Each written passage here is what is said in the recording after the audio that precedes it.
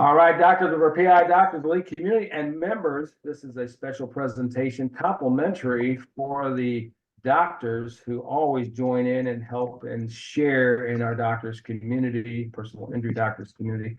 For those of you who are just starting out in personal injury, with personal injury for years or 40 something years like I did, have been doing it for the last 40 something years. It's been an amazing trip, learn a lot, lose a lot.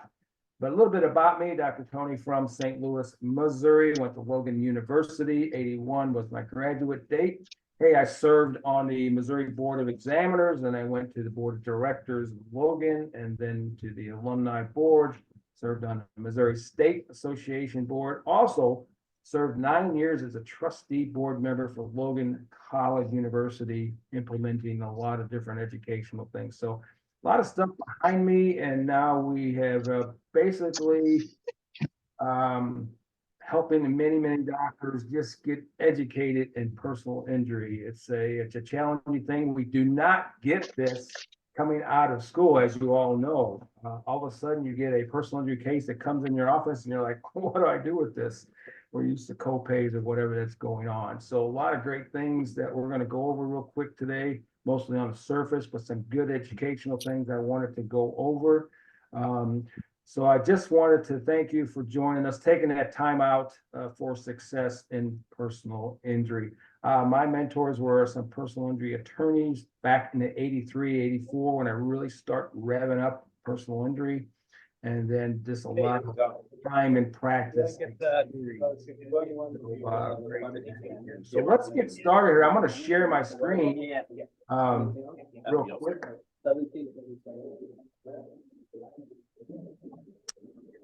Let's see if I got the right one. Yeah, so we put a great course. It's called Systematic Approach to the Personal Injury Practice. Just launched it out there, and I'm just going to go over a lot of the highlights of it. You're welcome to get a copy of it later, but let's see. The systematic approach, it's basically organizing your personal injury practice and the things you need to get done to get paid, actually, and to keep doing it over and over and over again consistently.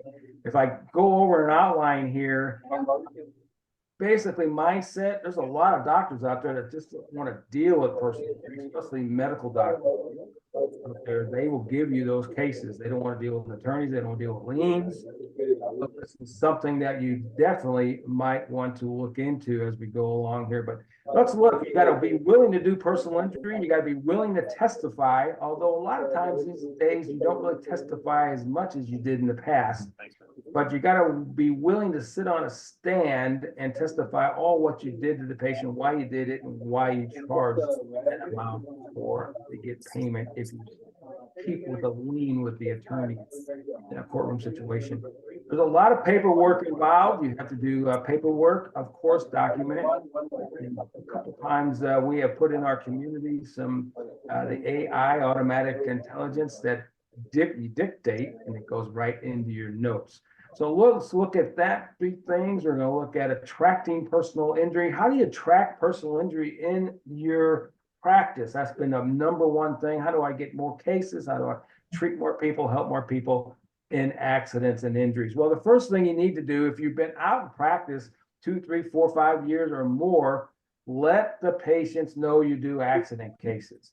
This is a mistake I made back when I had a lot of patients back then, and they never knew I did accident cases. They just said I did neck, back, arms, legs, knees.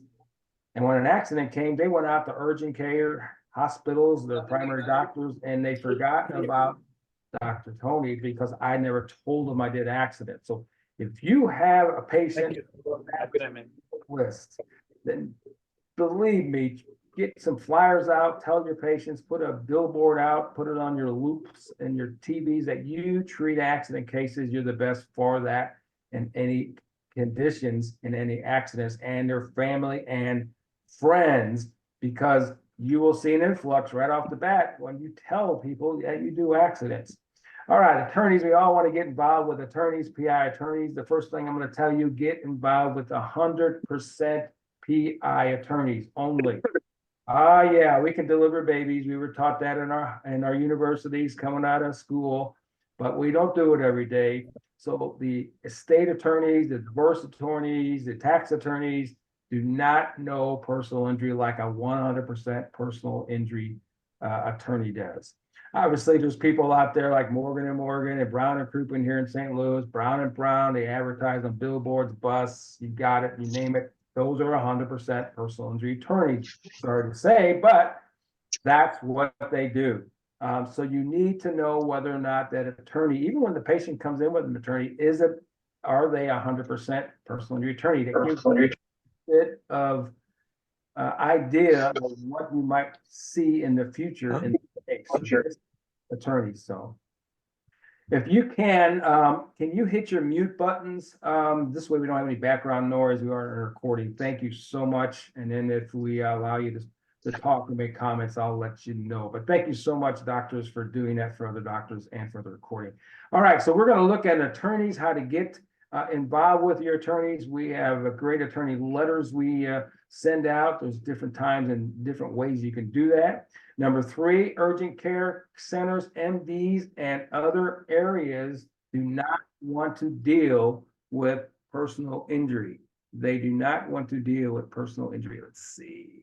Admit, we got some more coming in. So get out, give them your flyer card or what have you, and say, hey, we are specializing in personal injury. We got the technology, we got the education. So send your people over to us. Make a good relationship with the MDs, urgent cares, and centers. Now, what we did, an idea is patients come in with their insurance cards. They have primary doctors. Well, that's a key, and we can tell you how to do that, to get in touch with their doctors and make a referral base for personal injury. Of course, you can do your advertising. These days, the yellow pages are pretty much out the window. It's pretty funny. Back in the days, we all fought for the AAA to be on the A list, so you could be number 1. Cost you thousands of dollars per month. These days, it's all social media. If you can get out in your community with Facebook ads or LinkedIn or whatever, let people know that you do personal injury. You can get a good layer of endorsements out there for your practices. And that would be in the advertising field. There's lots of presentations we have done in our community on some social media specialties and personalities. Be sure to get a hold of those as we put them out there.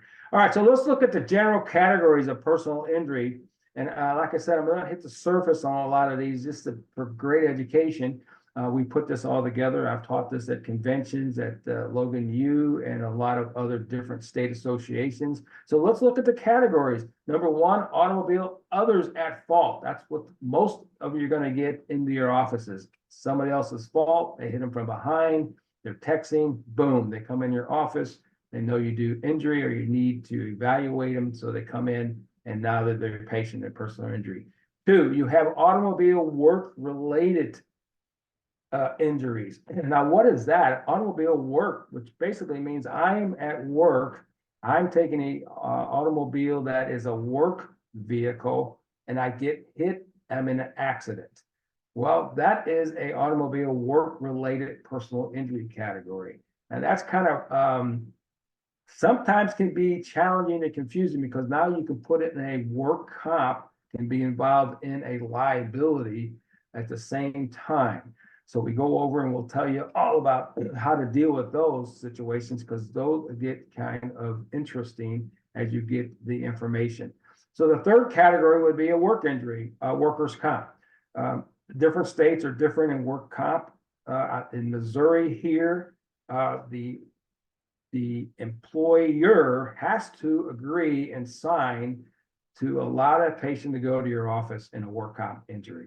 So that's basically if they have an injury at work, or actually number 2 stated, automobile, they're in a work automobile and get injured. So that would be a work comp situation. The 4th is falls. Falls, of course, slip and falls at grocery stores. There's water on the floor, different places. It's at wintertime now. If you don't clean your sidewalks and your driveways, and a person falls on it, breaks their leg or something, you are liable, believe it or not, as a homeowner. So you got to, they don't cover you, but they cover everybody else.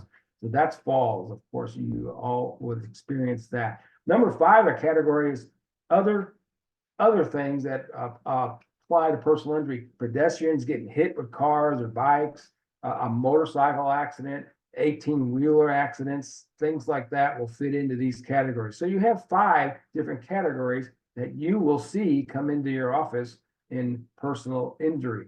All right, so let's look a little bit about the personal injury procedures. The first thing always, of course, very general and common is you want to get the accident history and report what happened the day the accident happened, what ideas that the patient comes in with, how they're injured, and the history and the consultation report. We all need to do that. We all probably do that, but that's just point number 1. You're going to have multiple insurance companies that can be involved in a personal injury case. This is a little more challenging, a little bit more complex, because it's just not, hey, I have health insurance, here's my 20% copay, and this is what they cover. Now you have the person who is at fault insurance company, which is third party or liability. Now you have the patient's their own automobile med pay if they bought it. You also have their health insurance that they have to work, or possibly we call it Obamacare, I guess these days still. And you can have the spouse's insurance that covers the person also. So there's 4 possible coverages. And of course, in different states, it acts in different ways. In Missouri, you can claim all 4 of those if they pay a contracted benefit to those insurance companies. They get the benefits. And we've cleared that with the Division State Insurance Division of Insurance is what I'm trying to say, and also a lot of other factors that come involved in this. So multiple insurance companies can be involved. Liability first, med pay, auto, health insurance, and the spouse's insurance. So make sure you make a note of that, that those coverages can come in. There's different coverages you look for personal injury. The different coverages are basically is the automobile medical pay. Most people have 1,000 to 5,000, some have 10,000. Believe it or not, I had an Asian family, they had $100,000 of medical pay that was on their policy. First time ever I've ever seen that. It's usually about 5 to 10 is what we see, and we recommend to our patients if they're asking, what should I have in my policies? A minimum 10 for sure. Doesn't cost that much. I think mine this year is $24 for $10,000 of coverage for all my family. So if you look at the policies, and it's funny to me that the agents do not even explain what this is to them. They just figure I got all coverages. Of course, we know what MedPay is. All right, so we're also going to go over general office forms that can be used. You have usually your own general forms that you basically use for your patient intake, and so you need to use those. We have ours in a package, PI package, with this systematic approach to the PI course that we are launching and having give to a lot of the doctors in our PI Doctors Elite community. Okay, you got to get medical records and other different itemizations from other companies that the patient's been to. Most of the time, the attorneys will get those, and the third-party adjusters if there's no attorney. But sometimes you might want to get hold of those just to get it all packaged up for the third party for easy settlement. So those are the personal injury, few of the procedures. Let's move on to the treatment procedures, case management. All right, you're always going to do a consultation, exam, and findings, and you're going to give a follow-up report of findings and pretty much diagnose the condition and also set up their treatment plan. Now, there's a couple things I want to mention as tips and points. We always talk about patient compliance in PI cases. They're not showing up. They're not coming in. They're just here for the money. That is the case sometimes, but also you have to treat the patient's health conditions because you are the doctor that has initiated the treatment plans. So I would, at all times in final report, let the patient know, and it happens, that you are going to have to give the defense team or the defense side your treatment plan. Always tell them up front because they will follow that plan, because if they know the defense has that plan, and it has happened numerous times in my cases where the patient doesn't show up, has no excuses, and their settlement just went downhill, or they didn't get settlement at all because they figured they weren't hurt. They didn't go to the doctor's appointment. So a key point in your final report, hey, look, you're supposed to be here, every day for the next 10 days, 2 weeks, or 12 weeks, or whatever your treatment plan might be. This report goes to the defense. They know your treatment plan, so do not miss an appointment if you can help it. If you do, I need to put down some documentation of why. If you just don't show up and never show up for your treatment, they're going to use that against you. And that's just a tip that I've given many, many doctors. And it's actually a tip from our attorney mentors that said, look, they got to be at their treatment because it brings the evaluation to where it's supposed to be. And that's your patient compliance up to the release time. So just remember that up front, and you will knock out a lot of the incompliance of the patients if you let them know, because now it works against them in their pocket. And when it affects them, they do something about it, and it's easier for you to get your treatment plans in and get them finished, stabilized, released, so everybody can be happy and get payment and move on. All right, let's talk about 2 or more accidents. Let me go down here. 2 or more accidents in a case. We've seen this on the doctor's community where I have a patient, I'm treating the first accident, and boom, 3 weeks later, they have another accident. What do? Close the first accident? No, you don't close the first accident. You keep the first accident open because you're still in a treatment plan. You run a new file, it's like a new patient, only with the same name, another file, and you evaluate if the first accident has been exacerbated by the second accident in their injuries. This is where you really become a doctor. And you have another file that you open up with any new injuries that you will document. So now you have 2 accident PI cases with the same person or the same name, only in 2 different stages of time that the accidents happen. So you have 2 accident dates, you have 2 examinations, you have 2 treatment plans if needed, and you also have all the insurance coverages that you have to collect. Of course, the first accident, you will collect all that information we talked about. And the second accident, you might have a whole set of new, other than maybe the patient's med pay or automobile insurance and health insurance, you might have a whole new liability insurance situation, or a whole new attorney. So, or might have the same attorney. So you have to set up multiple files or different files for each accident date. Oh yes, in 3 weeks from now, if they get hit again, you got 3 files that you will open up. Funny part about this, which is kind of actually cool if you didn't know about it, the med pay will cover all 3 cases and all new claims. So just keep that involved. In other words, if they got 5,000 on the first accident, they'll cover 5,000 of everybody in that car. On the first accident date, second accident date, another $5,000 for everybody in that. And if it's a third or fourth or fifth accident date, they will cover all that on total amount of med pay coverage. Don't let them tell you that differently if that happens. But that's how you set up the multiple. Now, let me give you a couple tips on how to treat these multiple files, especially the 2. Let's just talk about 2. 2 is going to be more common than 3 or 4, but it happens with 3 or 4. I've had as many as 5. It's crazy. So let's say your first accident you're treating, and you get a patient into another accident date, and they have new injuries as opposed to the same injuries they had on the first accident. The thing you have to do is separate the treatment days. One day is going to be treatment for that accident, first accident date. Then maybe the next day or every other date, they're going to have treatment for the second accident date. So you separate the treatments out. Do not treat both accident dates on the same visit. Very, very important to document that, because that will overlap if you do that, and the defense attorneys go after that really quick. So just separate it, like Monday is accident date, first accident date, Tuesday is second accident date, Wednesday is the first accident date, maybe Friday is the first, you just do every other.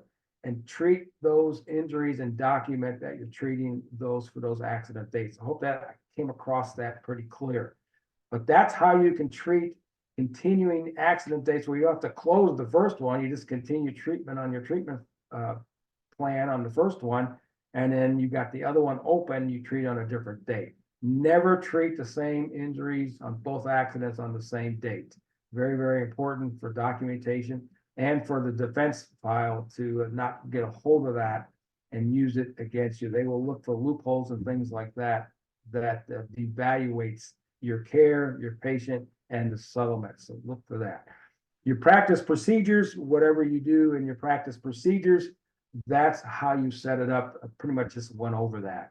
Where it's separation of injuries on different days for different accident days. All right, payment procedures. Let's look at that. We are looking at settlement payment through patient and or the claim specialist. This is basically no attorney involved. You will go through your diagnosis, your treatment plan, you gather all your documentation and your health costs, and you ship them off to the third-party adjuster, and they will settle that claim with the patient. Now, it's very, very important that you have your liens in place, and we're going to go over that in a little bit here when the patient comes in your office of what I will do in a minute. But I just wanted to give you an outline of the full procedures of a PI case.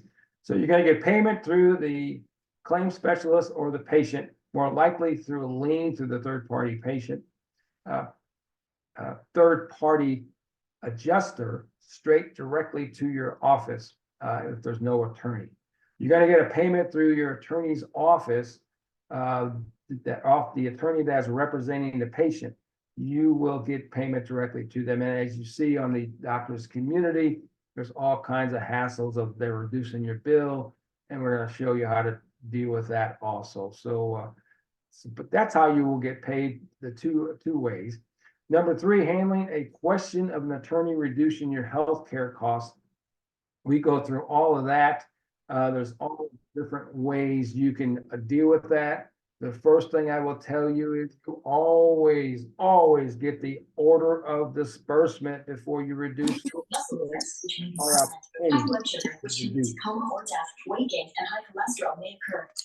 right, we're getting a little bit of background noise. If we can get you to mute, thank you for joining us. We are talking about personal injury steps of procedure in a personal injury case. And we'd like everybody to, we are in a recording session, which is cool. So this way we can have this recording to give to all of the doctors. So we are continuing on handling, reducing your healthcare costs, get the order of disbursement. What is that? Order of disbursement is basically, hey, I have a lien on mine. My patient signed my lien, my protective forms. I'm going to ask you, if you ask me to reduce anything, 1 cent, 50 cents, that I want that order of disbursement. I want to see what the settlement was, all the expenses, and what the patient's going to net out. Just because they throw a verbal at you doesn't mean you have to reduce anything. Get it in writing. If they don't want to give it to you in writing, have the patient get it. They're loving to get that breakdown so they can see it all. I've had cases where patients netting out $100,000, $200,000, and they want to reduce my bill $5,000 or $10,000. Of course, if they don't reduce theirs a dime, but you want to see that. And if they don't give it to you, something's up where they're not allowing you to see what the real transparency is. So make sure the order of disbursement, you've seen it a million times from me on the doctor's community to ask for that before you reduce anything. And we go over all of that. So in the systematic approach. So, all right, establishing continued personal injury. You want to do, your normal, consistent weekly, monthly emails, texts, and social media if you have it in place. If not, you might want to put something together.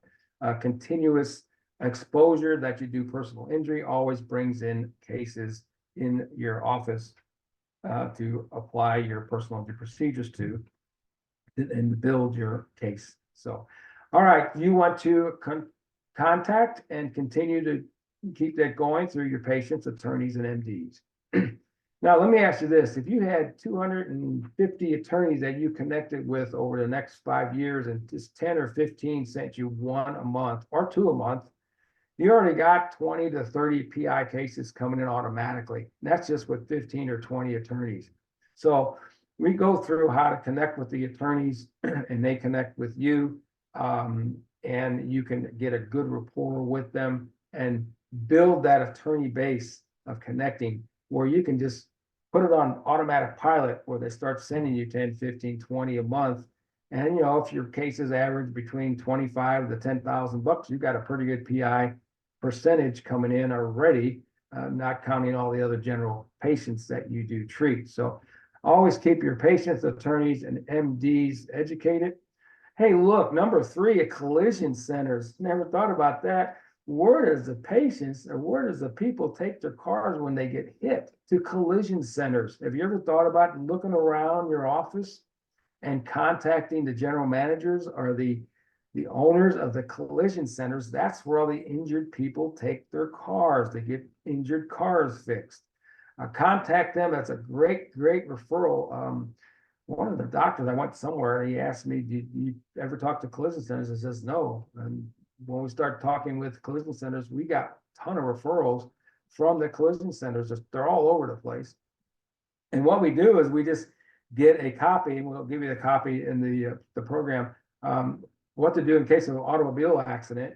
And you give them to the collision centers to put in all their cars, and it has their name on it for advertisement, and it has you as the doctor on it in the glove compartments or somewhere in the car. They love for you to pay for their advertisement and the patients to come back to them in the injured cars, and you love them to come to you in injured necks and backs and arms and everything else that happens in an accident. So collision centers is a secret tap-in system that you will get lots and lots of PI cases because that's where they're all at. So that's just a good old point for a little bit of continued advertisement and exposure for personal injury. Education in your office, we covered. Make sure your office has education that you do personal injury. Again, patients do not know sometimes that your office does the accident cases. They go to different facilities like urgent cares, hospitals, primary doctors, and end up, wow, I didn't know you did that. And you're losing all your patients, family, friends, and relatives that you can treat in personal injury. Okay. Quick drink there, cracking up here. All right, so let's see what's next here. All right, always the cool depositions and expert testimonies. We cover all that in this systematic procedure course that we're going over now.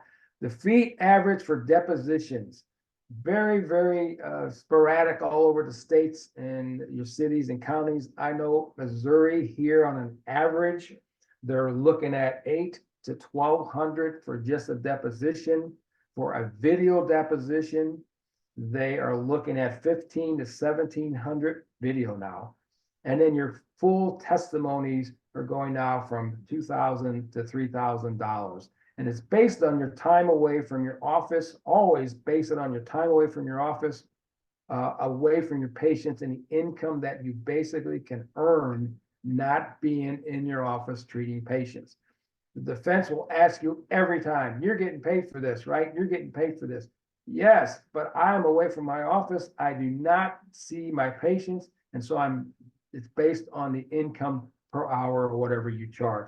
And believe me, always get the first 1 or 2 hours up front before you move anywhere. These attorneys are notorious for continuing the case, don't have the case, don't have the depots, and you lose out of a whole day because of that. And it's non-refundable. Do not refund nothing after they pay you up front.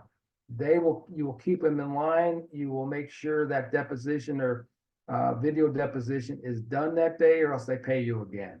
They need your expertise. They need your education. They need your imaging to prove the case for a better settlement for their patients. So be aware that you are an important factor.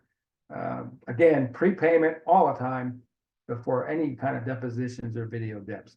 Testifying in court, this is a lot bigger situation where you're definitely in traveling, you're out of your offices, you're going to a courtroom. So these render more to about $2,000 to $3,000 I've seen average now. I'm not telling you to charge that. This is an average in Missouri we're seeing these days. So you have to make sure, you get a court date. A lot of times these days, they don't even want to go to the expense of doing a courtroom situation if it's worth it. If it's really, really worth it, they will. But that's when you will testify and you're an important aspect in their settlement. So as an expert witness. Number 3, subjects to cover in testifying. You're going to know that. You're going to, cover the diagnosis, how you came up to the diagnosis, why you had the diagnosis, why you did a treatment plan, imaging, anything you can to show them why this patient was injured and why you had to treat him for the health cost. All right, now, a couple tips on the health cost.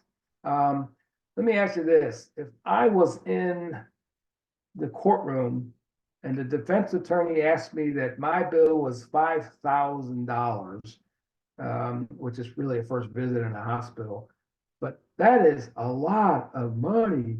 Doctor, why you charge $5,000? I said, well, that's not my bill. And he looks at me like, it's not your bill. He waves it in front of my face. He says $5,000. I said, that's not my bill.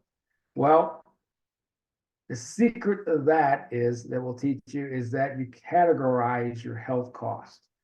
Categorize into little bitty amounts. So my bill was maybe my treatment, adjusting or whatever you do, traction adjusting as a doctor to the patient. That might run to $400 for that treatment case. Your imaging department now has maybe the most of it, $2,500 to $3,000 with the imaging. So now you have 2 categorized departments that you break down that this defense attorney doesn't see it coming at him. But you are educated to know that you're going to break it down. Hey, hospitals do it, health facilities do it. They got an imaging department, they got a doctor's department, they got a physical therapy department. And saying that, you have physical therapy. So now you have a doctor's department, imaging department, physical therapy department. One of those 3 fees equal $5,000. So now you break it down. I'm just going to give you that tip. There's more into that course that we give you how to do that. And it's the best thing ever when you're sitting up there, wait for them to go after your fees, and you know this is coming. Now, you will alert the plaintiff attorney before you do this, because he's going to love this, because he'll come back up and say, hey, Dr. Tony, would you elaborate on these departments? And it just blows all the health cost feel of defense out of the water, and it really helps you out. So remember, departmentalize your health costs. I try to get some of the software companies, ChiroTouch, EasyBiz, to try to do some of this. They're working on it because that would be great for you just to print out, the departments, and then have every little department have its own cost. But you in your full office, you have those departments. You have your doctor's visits, you see your patients, you have your imaging, your x-ray, your MRIs, if you have an MRI, or if you have a fluoroscopy, and you have physical therapy. So instead of bunching it all up to one big fee, break it down. It makes it a lot easier, and that's pretty cool. That's subjects to cover and testify. All right, so here's just a couple of references that I've learned a lot from. Think and Grow Rich, of course, is a great book by Napoleon Hill. Winning Through Intimidation is a good book to read to when you get intimidated by, if you ever get intimidated by attorneys, either way. And Wake the Sleeping Giant, of course, Tony Robbins is big out there. And then Your Best Life is just a good motivational, personal success by Joel Osteen, if you like Joel out there. All right, so let's go to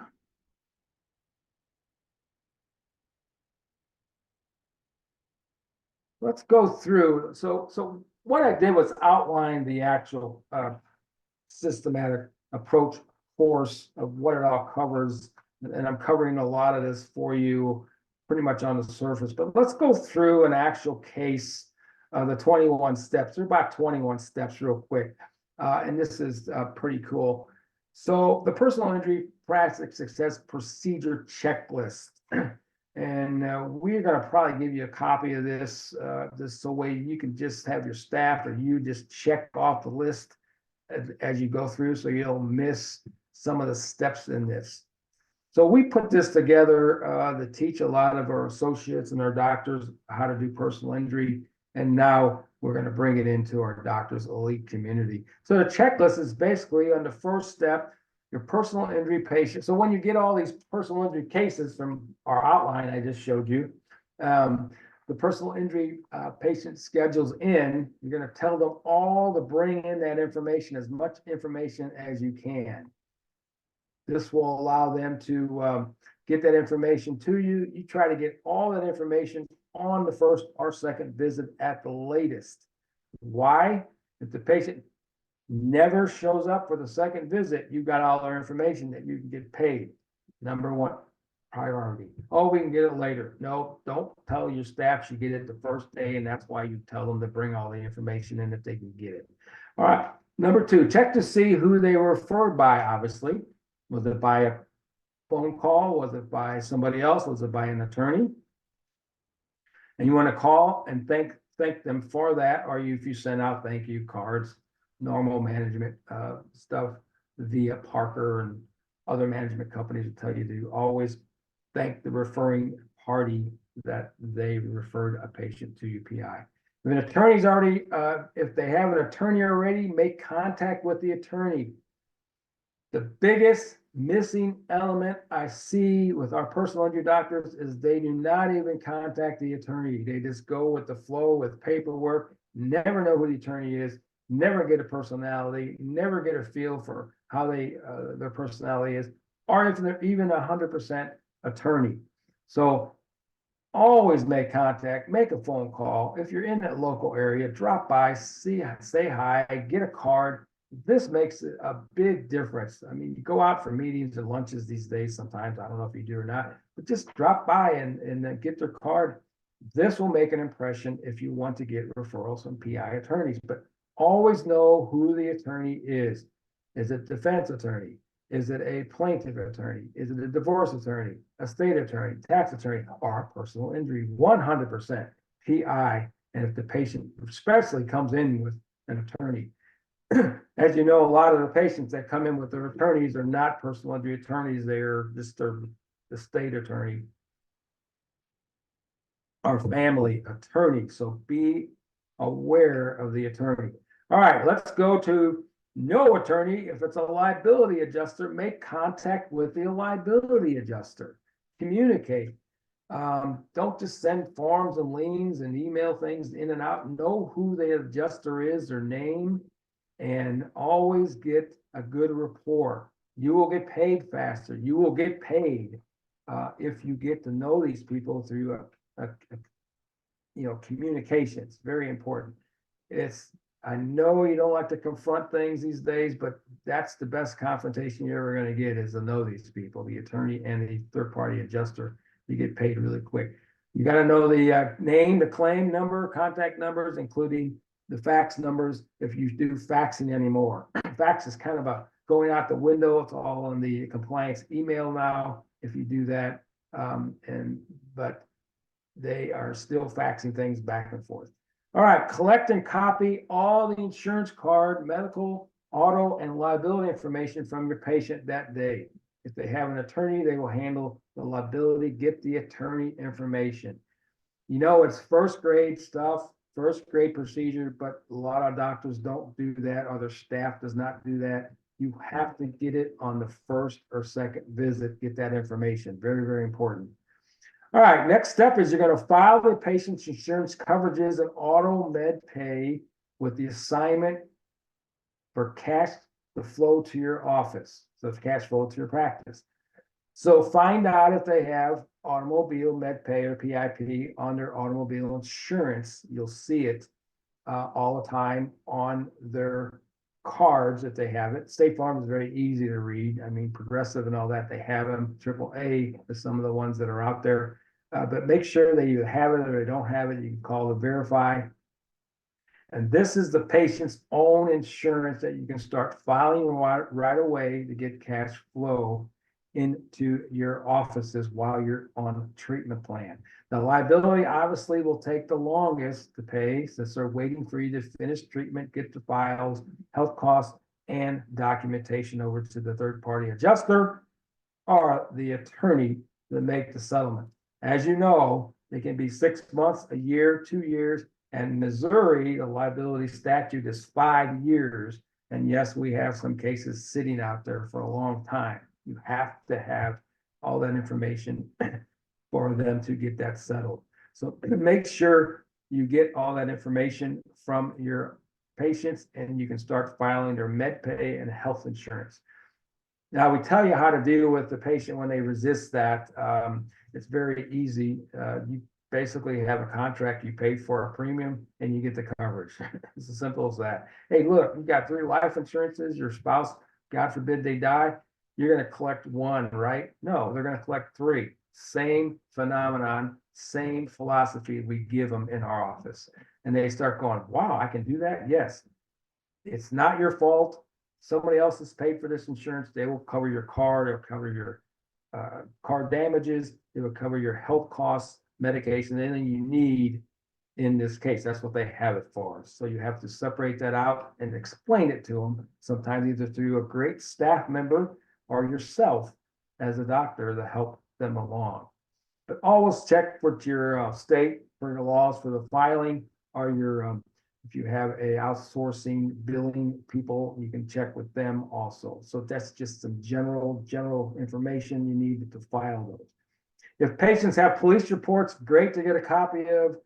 Not always necessary, the attorney will have it, but it's always great to have so you kind of review for sure and the schematics of the cars, where they were, whose fault it is, but it's always nice to have in the file if you carry a file still, or it goes electronically scanned. All right, protection forms are signed and financial agreements on the first visit for the file. These are your financial forms that they sign that they agree to pay 100% of your health costs, that you accept them as a patient. The lien form is the ones that will go to the third party to get direct payment. And your assignment form is only related to the patient's MedPay, auto, or health insurance. Do not send an assignment form to a third-party liability. They do not have to honor that. That is an assignment form, is assigning the patient's benefits they own to you. Big, always a big mistake in doctors' offices. They're sending assignment forms to liability adjusters. The liability adjusters laugh and say, I don't have to honor this. I don't have a lien, so they're going to send the money to the patients, and they do because they thought they had a lien form, but it was an assignment form. Remember, an assignment form is assigning the patients their own benefits to your office to be paid. The lien or protection lien form goes to the third-party liability adjuster or the attorney that protects your bill to get paid. I want to make that clear in this presentation because that is a big mistake that a lot of doctors are not educated that they don't get, and they're sending assignment forms to liabilities, and liabilities are paying the patients, or the attorneys aren't, because they're looking at that saying, well, they're not protected, and that's what happens. Then you got to go through all the steps, try to collect from the patient, which is a whole nother story. Anyway, protection forms, get the financial agreements all signed and in place that first day. This way you don't have to worry about all that chasing stuff down the line. Review accident case for history and liability strength. You will know whether it's a strong case, a weak case, not a case, get rid of the case when that patient comes in. After talking with them, examining them, the lingering test, whatever you do on these cases. So make sure you know the feel of that case. Every PI case has its personality, as you know that. So you can put the PI puzzle together. Always give your patient a courtesy call. That is a very primary one step learned way back when, that when the patient comes in, they go home, you give them a little courtesy call, see how they're doing. If you want to lock in a patient-doctor relationship, just do that. and especially do it on a holiday when they don't expect a call and you're calling on Father's Day or Valentine's Day or a day they don't expect it. You will always get a doctor-patient relationship with a follow-up call. And guess what? They're going to tell like 10 other people that my doctor called me on Father's Day, on Labor Day or whatever. And all of a sudden you get 10 referrals in because you were the guy or gal that called them on a simple follow-up patient call. All right, so referral attorney if needed. The referral to an attorney if needed on the second visit to initiate the case for representation. All right, so if an attorney is needed, do not give the patient one of your attorneys until you go over the diagnosis and see that the case is well worth an attorney's fee to represent them. And that's what that basically represents. All right, so let's see, let's continue on. Bring it up closer. Okay, so you go through the first visit, you got everything signed, you got it in place, you're ready to do your follow-up visit and do a final report on the findings, and you're going to do a follow-up treatment, stabilize the patient's conditions, and you're going to do the treatment plan as much as they can and you can to completion. Remember to mention the process, how important it is to follow up through the benefit for their health and the benefit that the defense will get these treatment plans knowing that you have follow-ups for your conditions. So very important. All right, so you go through the treatment plan and you get them down to stabilization. With your education, you know when to do that. And we say 90, 95% pretty well stabilized. You're going to get them released so you get everything going to the attorney or third party to get the settlement. I want you all, very important, to put patient is released under observation. Why do I say that? If you give them a complete one date that the patient is released, and this is the date, the defense on the other side will hold you to that date. So in other words, patient release, such and such a date, they're released. Oh man, 2 weeks from now, the patient comes in with a exacerbation of the same area. Can you bring them underneath the accident? You're going to have a hard time doing that to add any more health costs because you released them on that date. If you put released under observation, now you're observing the patient without an appointment. And now, because of you put that one little sentence in there, you can bring them back right underneath that accident date, start treating again, and have a whole new file with the health costs adding to the other health costs. It happens all the time. You know, patients come in, they slip and fall, or they lift something, and all of a sudden it gets exacerbated with the same accident injury areas. But now this is very important to bring them back under the accident date, that you can now treat them under the accident again. And the med pay is still initiated because you just related it back to the accident date. And if there's any coverages, you also get paid. Remember, if you just put release in a date, they're going to hold you to that date because you're the doctor. Release under observation opens it up just in case the patient has to come back in. Very big question. A lot of docs has asked me, how do I do that? I just told you. Very important. Okay, you're going to contact the attorney or liability adjuster and inform them of the release under observation. Make a communications contact with the attorney saying, look, we're just about done. We're going to start sending everything to you. Be aware, here comes the health costs, here comes the notes, and we still have our lien for direct payment. And by the way, going over the liens to the attorneys and adjusters, our first one is always a registered certified mail, so we know they received it. This verbal, I didn't get it, or you didn't send it to me, is starts to be BS. But when you got a paid receipt that they received it and you have a receipt, you got them documented that they received. And this is the first time it goes. I would do that. The rest of the times they get another one when they get the health records, either by email, fax, or whatever you send them they get another lien. The more liens you can send them to let them know you're getting paid by the settlement, the better off you are. Just don't assume they received it, because, and also the patient gets a copy of it. The patients ought to know what they signed. A lot of times we collect dust with their signatures and files and electronic files, and patients forget that they signed all this. So make sure they get a copy of it too. So the records are requested. Go ahead and request, have them request the records to be prepaid. Now, there's been a lot of talk. Well, this patient refers a lot of patients to me. I don't want to charge him for records. That's okay. I don't really care whether you do or not. We do, and we get paid every time. It's normal procedure here in Missouri. And you go by the state statutes, they allow you so much for your records to be prepaid by the attorney or whoever's asking for your records. You take time to research them.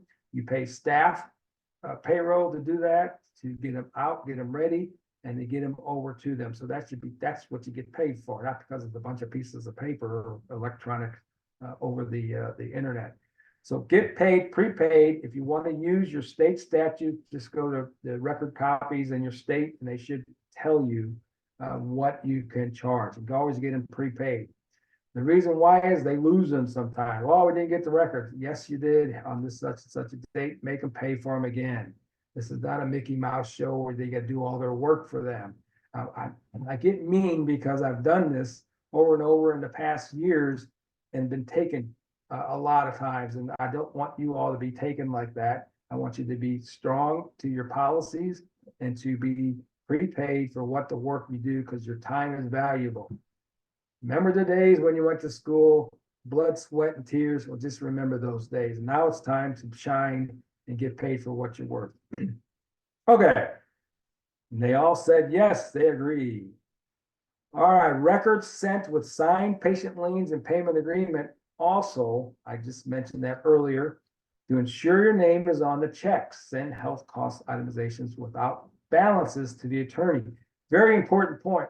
Attorneys do not want they do want the balance due if you got other coverages paying for it, but they're going to submit the total health cost because the other third-party liability at fault is liable for the full health cost, not just the balance. So they want the full health costs of that patient, but they also would like to know what is left on the case to be paid if there's med pay or health insurance that paid it down. So they get an idea of where they're at in their settlements. So always send the attorneys the full balances or the full cost of your healthcare costs in the case, and not just the balances. If it's just liability adjusters, send without balances, to send the total amount because they're due 100% of the health costs, regardless of what the patient's others insurance companies pay. The patient has an insurance, it says that's a benefit, that's a bonus, because it actually gets you paid before the liability, and it also actually puts more settlement money to say to the patient's pocket, because they doesn't have to come to you because it's been paid already. Some will have subrogation, some won't. Only because they pay a contracted benefit amount, they get paid the benefits. A lot of states are different in that aspect, so you need to check that out. All right, you're going to do a final review with the documents included, healthcare cost protections forms and forms sending. Make sure the liens are in there, the forms are signed by everybody, and the health costs, the documentation, the notes. It's a nice big package birthday present, and you're going to ship it off to the third party adjusters or the attorneys so they can now present it for their evaluation for the settlement. I would, if you're local, if you have local attorneys around, I used to love to deliver these by person. And the reason why is it just the rapport of the attorney, knowing that you took time to even walk in their office and hand them the packet, gives you a way above the list for referrals. They like stuff like that. It's called a cinch by the inch, is what I say. A cinch by the inch is little things that produces big things. So if you're going to sit back in your office when it's like 2 blocks down the road, take 2 blocks and deliver it in person. And also take a couple of those cards and give them your cards. So The old established days come back to life in good communication with attorneys. Remember, 200 attorneys, all you need is 10 or 12 every month to send you 2 or 3, and you got a pretty good PI practice. All right, so it's important to follow up here to make sure when settlement payment is made, it should be directly come to your office per patient's authorization and signatures, and they should know that. Everybody should have their signed liens, direct payment in their offices. Now, what you do then is staff members or yourself should have a log, and you should follow up every 15 to 30 days to make sure all is in progress. What some of these doctors do is they just sit back and assume it's going to be settled. Squeaky wheel gets the grease, so the grease gets the squeaky wheel, whatever how you say that. The more insight in mind, the faster it gets paid. You know why? Because your case becomes on the bottom, on the bottom, on the bottom, when the new cases come up on top, and you're now on top because you, every couple of weeks, every 30 days, you are following up. It could be a staff member, it can be you, it can be anybody, just do a follow-up. And finally, the payment is made by the attorney or liability, and with or without reductions that are made that you agree on. And again, order of disbursement is where you want to be before you reduce anything to any attorneys. Okay, so move to the final steps here. This has been really a good follow-up here. Reductions negotiated, including after that last sentence. You will negotiate whether you want referrals or reductions in any of the cases. You know, if an attorney refers a lot of cases, they make a lot of income, you can negotiate maybe, but still get the order of disbursement. Case is closed for a liability. Accident file patient is converted into a general follow-up care patient. That's the hardest thing to do sometimes, is to educate the patient. Hey, your settlement's over. Now you need general care, and you need to follow up that patient every couple months, every month, whatever you feel based on injuries, ligaments, whatever joints that they were injured as follow-up. You know, like dentistry, I guess, every 6 months to a year, you get your follow-up just to keep them in the practice. Why? They refer people, they're good to you, they'll stay loyal to you as their doctor, and basically they have good health care through your office. Now, some of the med pays, believe it or not, will cover definitely 1 year from the accident date. Here around Missouri, State Farm covers 3 years of the accident date if there's any coverage left. Just make a note of that for our Missouri doctors that are on this call or on this presentation. So these are some of the general basic success procedures guidelines we have put together for follow through most PI cases. As always, some cases can take on different twists and turns, obviously, and you never know until you get to that point. But if you keep check on all the organized steps that I've got here, you will have a lot of success in your personal injury practice. This is a great outline to share with your staff on staff meetings, to basically train them on the steps. So basically you can use this checklist to check everything off and go with that. So let's see what we got next. Oh, personal injury emblem, cool. All right, so let's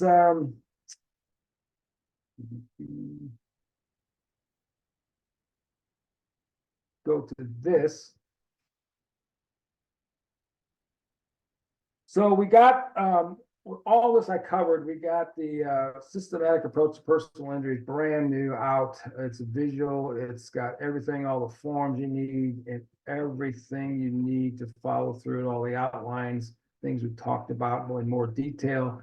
There's PI marketing for patients and PI attorneys. We got the attorney letters. We got protection lien forms that included in the system, patient compliance, how to do it, all that, more detailed attorney reduction responses, letters and things you can send attorneys, payment, follow procedures, actions to take whenever the attorney and patients run off with your check. That's big. I got a lot of great ideas and tips for that. You can go up to 5 years to send them this letter, collection letter, that allows them to pay you 5 years in your files. If you got files that are 5 years old, statute of limitations, and they collected money and you haven't received it yet, this is what you want to do to get that money. We've had patients 4 years ago collect $4,000 or $5,000, and we sent them this letter, and they were in the office paying their bill for that amount 4 years ago. Spent it already. How to categorize your health costs, fees to beat the defense. We went over that. Deposition trial tips we go over all the time, and every procedure step from the patient's first visit to getting paid. That this system goes over. I'm going to send you all a link. You can go to the educational website we have set up, and you can pick it up there, and you can go forth and be the best in personal injury. I don't know where my Zoom is. Here I am. And we're going to stop sharing. Just get rid of that. Let's get rid of that. Nope, not that. That. And stop sharing and get back to me there. All right. So Dr. Tony, your administrator and founder. Hey, we started about a year or two ago, maybe, can't even remember, 6 doctors on this. There's practically pre-COVID, just to give you an idea of the history. 6 doctors joined in with this membership. We're at almost a 4,000 member mark in the personal injury doctors league community. We only allow licensed doctors doing personal injury in this. There is a few sponsors we add into this that has supported us with educational programs and sessions. You'll see, but that is it. It's all doctors, all personal injury doctors, and we include all you in it. Thank you always for sharing your comments. I even sent out a birthday list. You might have got one. That's how close we are as friends, and to communicate with each other and all our personal injury needs. So the personal injury website will be sent over to you. You can pick up that whole system for your office for staff training. And basically I gave you most of the outline that it will cover, and it's a cool thing. So if you're looking for something to place permanently in your office for personal injury procedures, if you're going to continue on with personal injury, which we hope you do, and add much, much bigger percentages to your offices, pick up that, grab that link and go and get the systematic approach to personal injury with all that great stuff on it.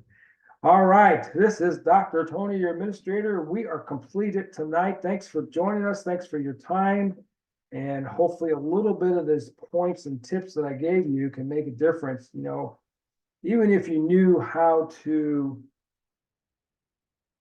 get the check back from the patient, the value of this systematic approach course with this outliner, the tips I gave you even today, is worth it. And it's not a whole lot. It's just enough to support some of our community. So, and to train your staff. It's a lot cheaper than going to a weekend seminar. But a lot of you might be at Parker next week. Hopefully I'll be there. But anyway, glad you can make it. I made it complimentary so we can at least give you some good education of all my experience, of all the money I lost that you don't have to do because I trained a little bit of you and your staff on these points of personal injury. I'm going to let y'all go. Have a great evening, and we'll see you on the PI Doctors Elite community. Make sure you refer any of your colleagues to our PI Doctors Elite community. Great information. As you know, if you're active on there, we got 15 to 2,000 active doctors every single day communicating. So it's amazing. Out of the 4,000, that's high percentages. So and love giving the information out to you. So we'll let you go on your way. Hey, make it happen. Stay safe. Dr. Tony, your administrator and founder. Thanks for joining us. We'll see you down the line. The session has now ended. Ciao.